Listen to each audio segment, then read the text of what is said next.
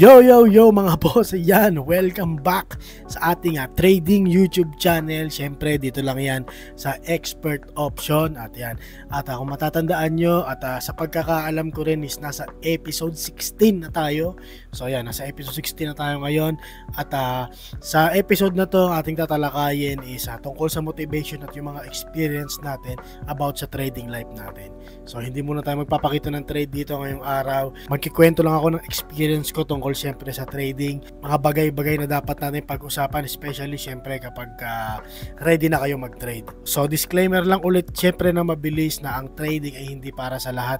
So ginagamitan natin to ng pera talaga natin na pinaghirapan natin. So make sure nyo lang talaga na once na nag-start kayo ng trading is kaya nyo na. So mahirap kasi baka mamaya mag-deposit kayo agad. So hindi ko sinasuggest yun. Ang gusto ko muna is mag-demo balance muna kayo ng mga ilang buwan para sure talaga na bago ka mag-deposit is may knowledge ka na at alam mo na talaga yung proper way ng pagtitrade natin. So dito sa video natin na to ay meron tayong 5 step na pag-uusapan na pwede nga maging way para mabago ang iyong future or kung saan ka man papunta. Syempre hindi lang to tungkol sa trading at pwede rin tong tungkol sa buhay natin. So ang step number 1 natin is surround yourself with growth. So siguro narinig nyo naman yung quote na tatagalogin na lang natin na nagiging ikaw kung ano yung mga kasama mo. Ang pinupunto nito is mas maganda na sumama ka sa mga tao nga may magandang naidudulot sa'yo or nagbibigay inspirasyon para sa'yo. So syempre kapag ka nasa paligid ka ng mga taong negative at hindi maganda yung natudulot sa'yo is nagiging malaking apekto din siya tungkol sa pagkatao mo. Syempre para lang din yung dito sa trading natin, syempre kung gusto mo talagang matuto or maging success kagaya ng mga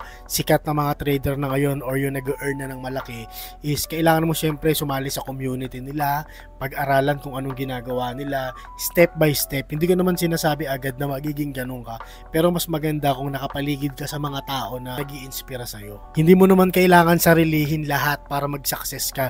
Minsan kailangan mo rin ng mga tao or ng mga bagay or grupo na tutulong sa'yo para mabuo kung ano man yung pangarap mo. So step number 2 naman, syempre master your mindset. Bago ka mag-ubos ng oras kaka-trade ng trade sa market, masterin mo muna yung mindset mo. Magbigay ka ng limitasyon na hanggang 3 trade ka lang or 2 trade ka lang or kahit 1 trade ka lang ngayong araw na to. Siyempre kung ano yung naiisip mo, yun ang ilalabas na action sa'yo. Kung naniniwala ka na hindi mo kayang gawin or hindi ka makakapag-trade ng maayos, kung hindi ka magsasucess, hindi ka talaga magsasucess. Kung natatakot ka naman mag-risk, siyempre nawawala naman yung tsansa na pwede kang mag-success. Minsan kailangan mo rin talaga mag-go para malaman mo kung ano nga bang potential mo or kung hanggang saan ka talaga. Maging focus ka lang sa gusto mo, sigurado may mararating ka dyan. Because your mindset is your greatest assets. So step number 3 tayo, syempre, iset mo yung goal mo.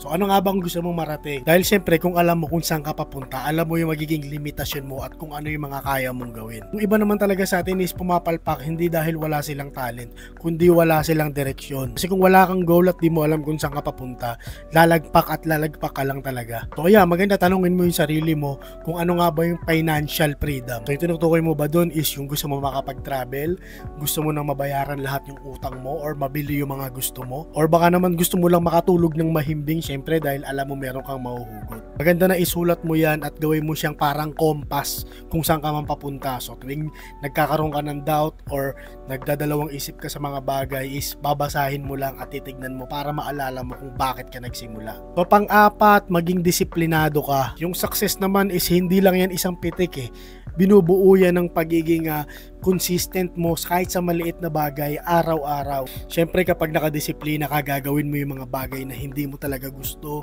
yung mga ayaw mo, kailangan mong aralin at masterin kung paano makontrol yun. Ganun din syempre sa trading. Tatandaan mo ng disiplina, hindi yan parusa para sa'yo. Isa yang respeto para sa tao na gusto mong maging ikaw balang araw. Step number 5, maging consistent ka. Maraming tao ang sumusuko dahil pumalpak sila. Pero ang totoong progress kasi ng pagsusucess is napakabagal talaga niyan. Magiging magulo, magiging mahirap. At syempre, kung napakadali gawin ng pagiging disiplinado at saka ng pagiging consistent, edi lahat na lang tayo gagawa. Kaya mahirap talaga yung part na yan. Pero kailangan mong kayanin. Hindi mo naman kailangan maging perfecto. Ang kailangan mo lang din is yung patuloy ka lang talaga sa pag-usad. Kahit na napakahirap ng sitwasyon mo, kahit na nagkamali ka, siya kahit parang wala talagang nangyayari. 1 trade a day, 2 trade a day, ikaw bahala. Sa lagi mong tatandaan at nakapokus ka lang sa trade na dapat gawin mo ngayong araw, kung isa or dalawa man yan. Bigyan mo lang ng ilang buwan yung sarili mo at makakakita ka ng pagbabago. Trading isn't just about chart and numbers, it's about building skills that changes lives. It teaches emotional control, patience, risk management, and clarity under pressure. These aren't just tools for market, they are tools for life. And the best part, you don't need a lot to begin. Start small, learn fast, grow steadily. Whatever your dream is, whether it's financial freedom, more time with loved ones, or simply living without fear, remember this. Everything you need to start is already within you.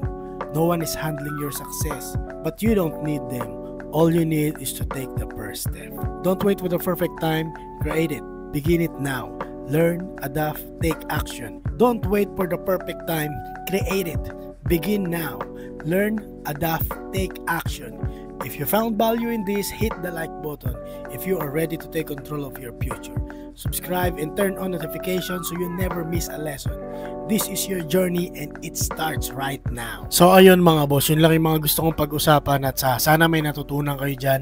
At syempre hindi nyo lang yan ma-apply sa trading natin at sana ma-apply nyo rin siya sa tunay na buhay. At sa mga naghahanap ng promo code natin, syempre na magagamit nila at ready na mag-trade, so ilalagay natin siya dito.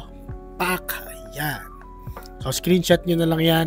At paalala lang ulit na meron tayong Telegram. Sa Telegram natin nagkakaroon tayo ng pasabay na trade.